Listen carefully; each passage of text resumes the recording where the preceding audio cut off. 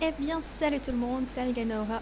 Aujourd'hui, on se retrouve pour une petite vidéo détente en compagnie de moi-même sur une map plate. Donc, je pense qu'on va faire quelques constructions et tout ça et tout ça.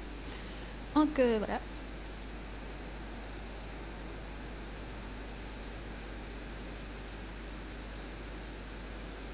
Quoi?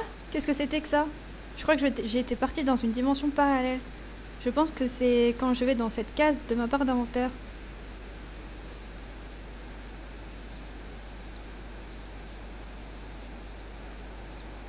Oui, c'était effectivement ça. J'ai une potion, donc on va la boire, on va voir ce que ça fait. Ah, il n'y a plus de chauve-souris.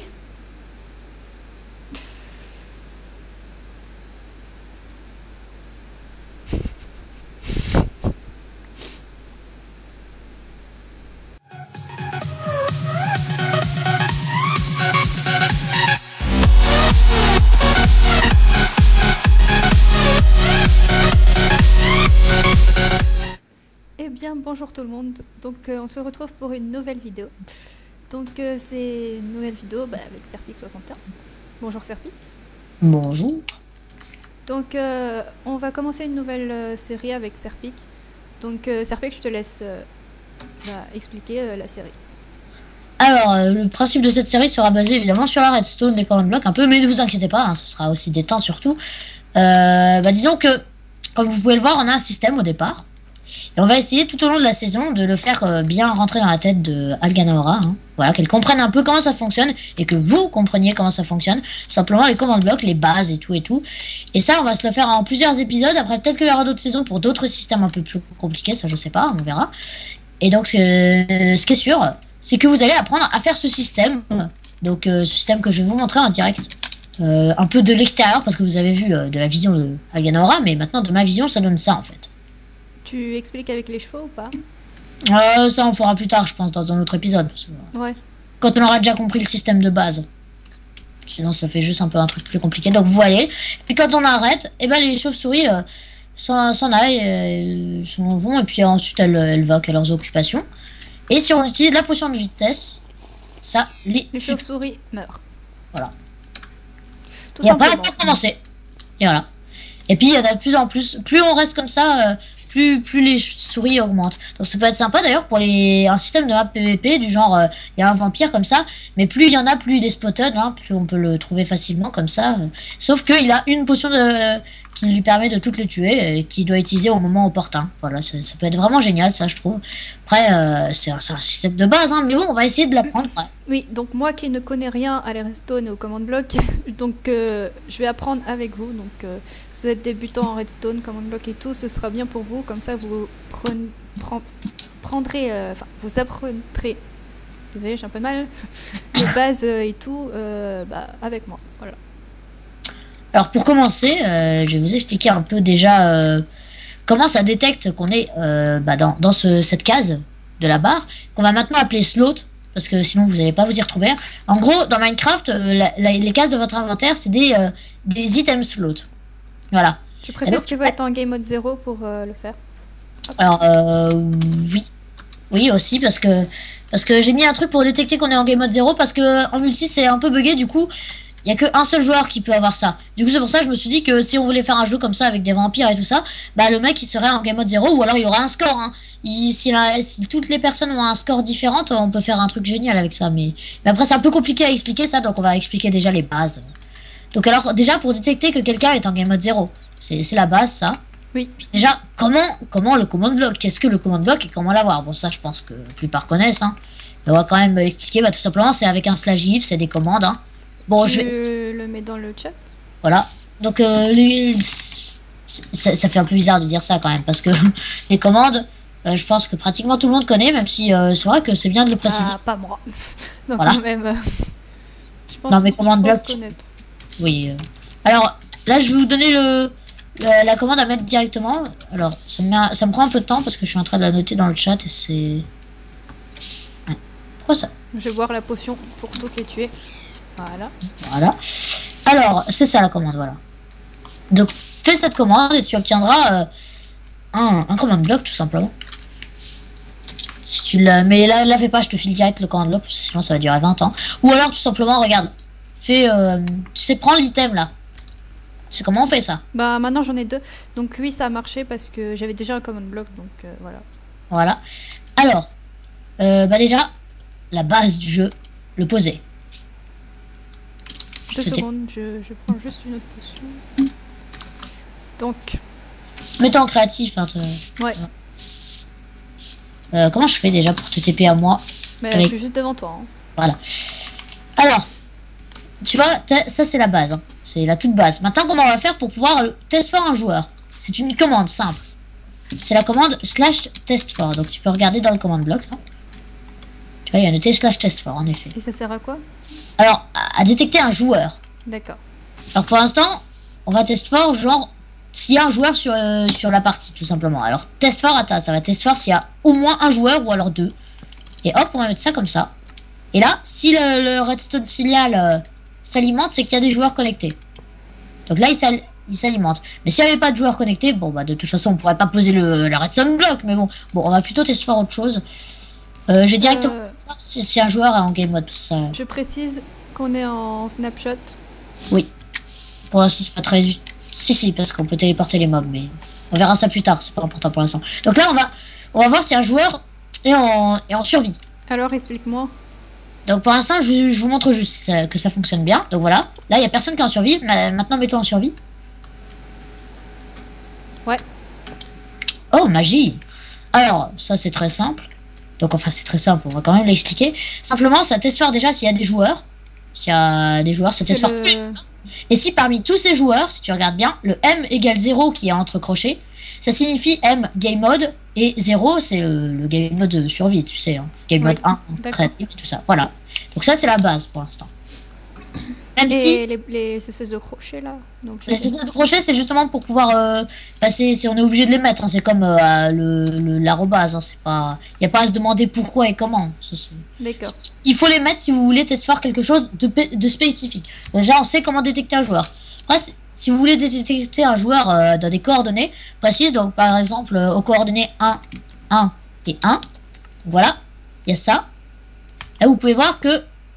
ah oui, il faut mettre un rayon aussi, sinon ça va pas le faire. Donc genre un rayon de 1, voilà. Ouais. Là, c'est vraiment le truc, c'est 1, 1, 1, 1, 1. Donc si je me TP à ces coordonnées, vous verrez que le command block s'activera. Bon, je vais peut-être mettre autre chose dans la hauteur, parce que sinon ça va...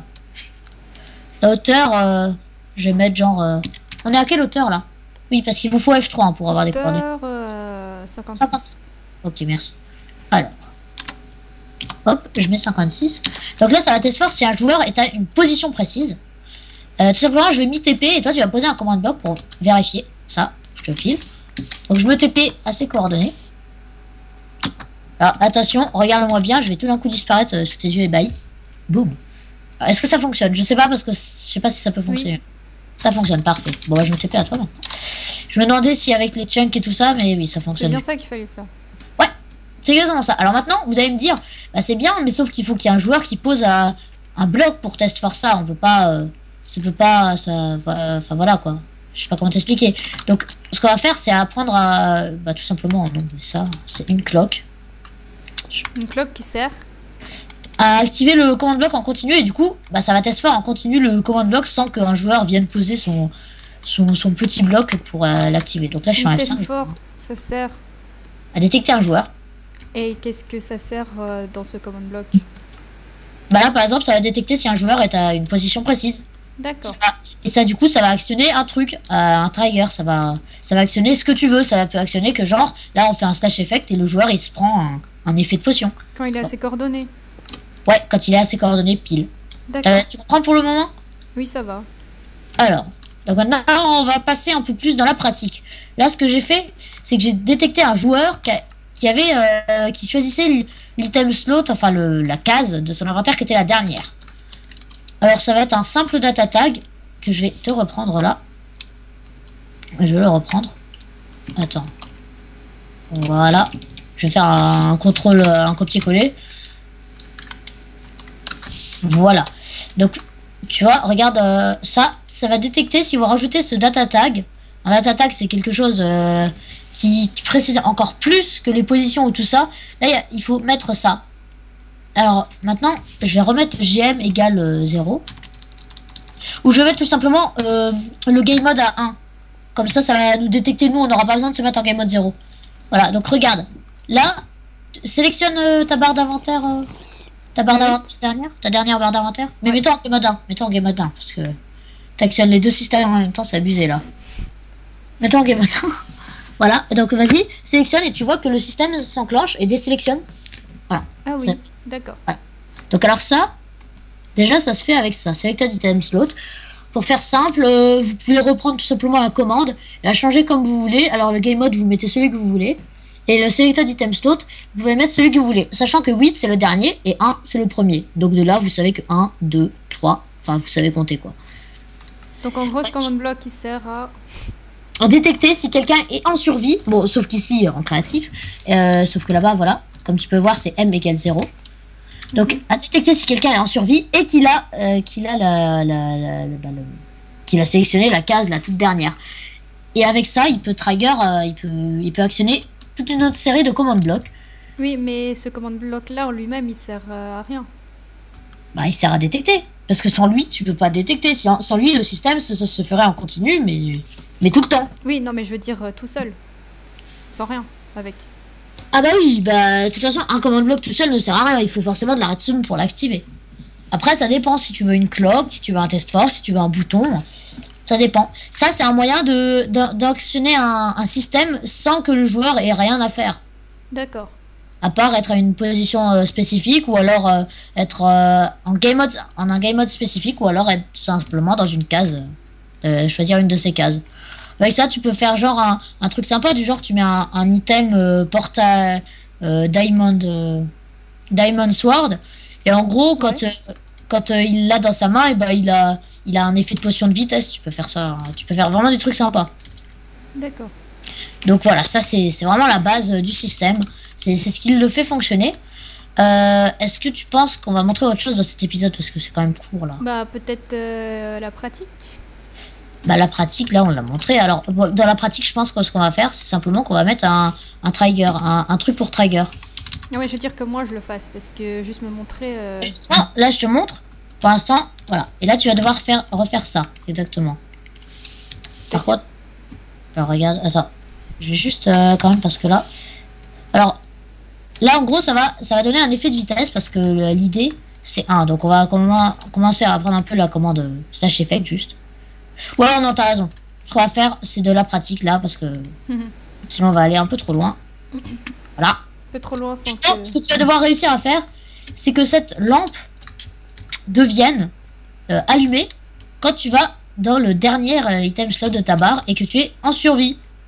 Alors non, quand tu vas dans la moitié. La moitié de ta barre. Tu vois? Parce que pour l'instant...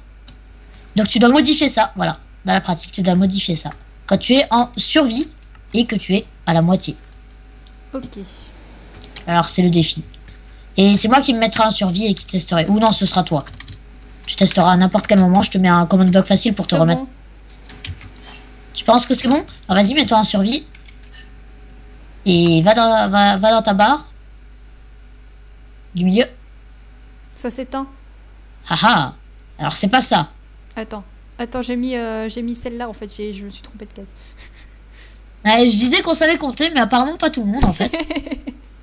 Bon, en gros ça marche, je me suis juste trompée de case.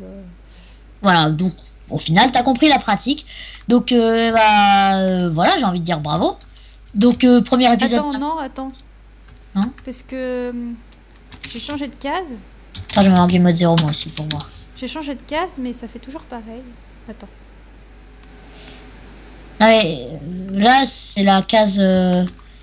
regarde, 8, 7, 6, 5, 4, 3, 2, 1, 0. Non, parce que la première case en fait c'est 0. Hein. Ah d'accord.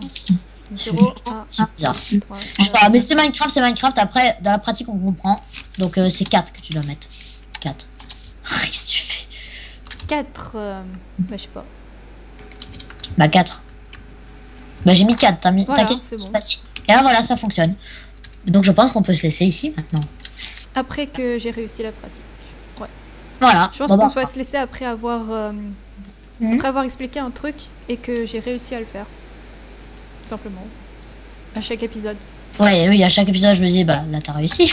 Oui. Ouais. Donc un grand bravo. Et pour finir chaque épisode, eh bien, à chaque fois, on explose le système Redstone à la TNT. Non. What?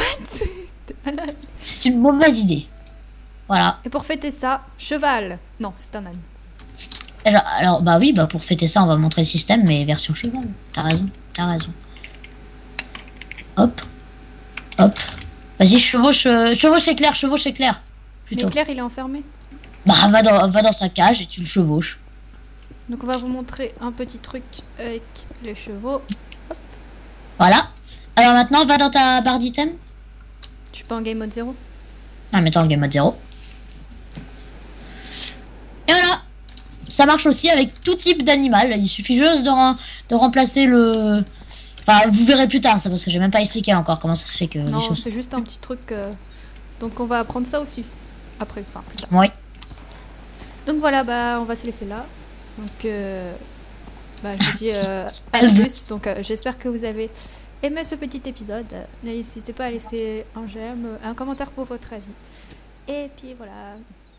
À plus. Make a move.